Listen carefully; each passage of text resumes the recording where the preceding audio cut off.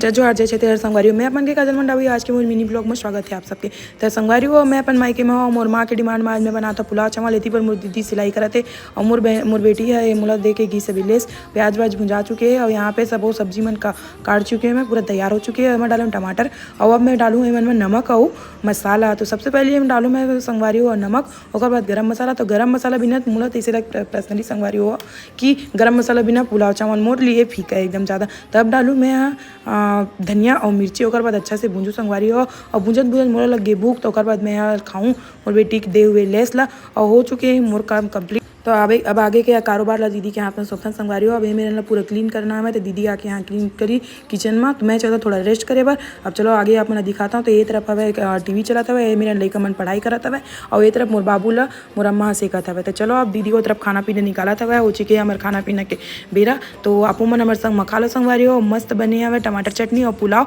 तो जोन मोर चैनल में नवा हूँ मोर चैनल सब्सक्राइब कर दूँ, लाइक कर दूँ, कमेंट कर दूँ और शेयर कर दूँ। जय जोहार जय छत्तीसगढ़ संगवारी हो।